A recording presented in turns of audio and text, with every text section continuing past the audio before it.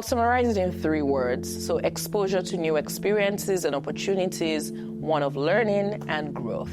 When I talk about exposure to different experiences, again, I grew up in Nigeria. I was born and raised in Nigeria. And so when I came here, at the time, ESU was a whole new world for me because it was my first time leaving home, really, and going somewhere where my parents were not there, nobody was there.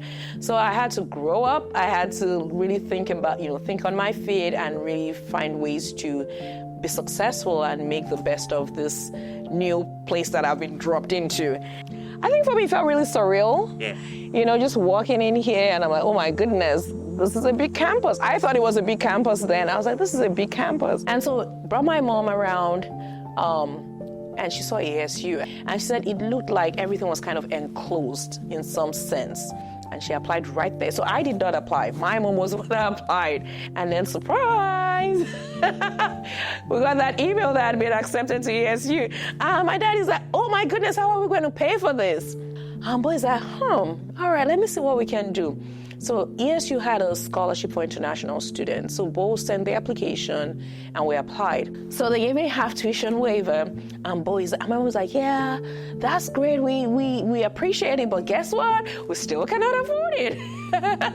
And then Bo said, is she able to work on campus? And so Bo was able to find me a job at Dansbury Commons. When I came on campus and I started at Dansbury Commons, I'm like, I hate this job. So I'll call my mom. I hate this job. Why did you make me leave Nigeria? I'm now working in the cafeteria, blah, blah, blah. And my mom was like, don't act like a spoiled little girl. Just focus on your goal, the reason why you're there in school.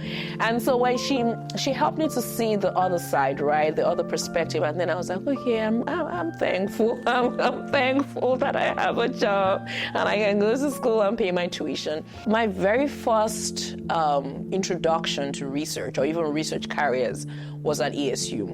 There was a notice board right here. We had the biology club, we had the pre-med club right there. And I remember Dr. Hoffman, at the time, she was the president of the Pennsylvania Academy of Science. And she just came to class one day. She was the biology professor, the microbiology professor that we had. And she came to class one day and said, well, I'm looking for, students that may want to present at this research conference. And then my friend Tavia and I went to meet her at the end of class. I said, were you serious about that? Or you were just like saying stuff? And she was like, no, I'm serious. All the experiments we did were right in there. And, Tavia and I would, dissect different, very small rodents, right? The very first time I learned how to use a microscope was in one of these labs. She introduced us to research and she wanted us to get that experience. Even though we were doing all of that stuff in the lab at the time, I don't think I really grasped how this could turn into a research project that we would actually present in front of real humans and professionals. But she was wonderful in guiding us and showing us how, the dots were connecting. And we traveled to, I think it was in Monroeville at the time, and we actually dressed up like real professionals. And we were actually talking about stuff that we were doing in the lab.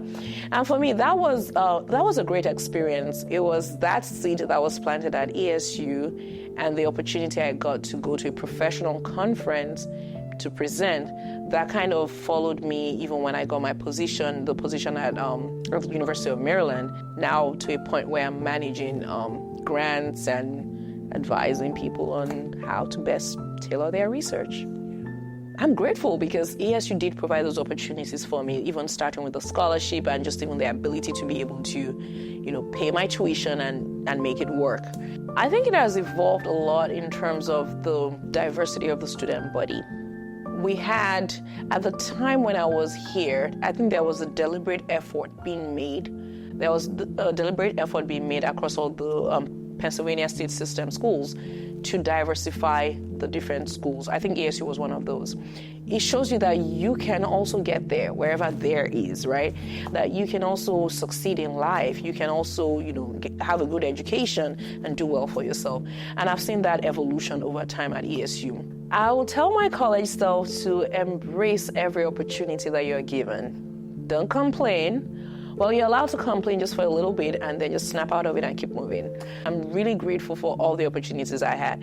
Even washing dishes in Dansbury Commons and serving, my classmates food when they come through the line. I'm thankful for all of those opportunities because it did teach me some things, some lessons in life that I'm still carrying on with even today.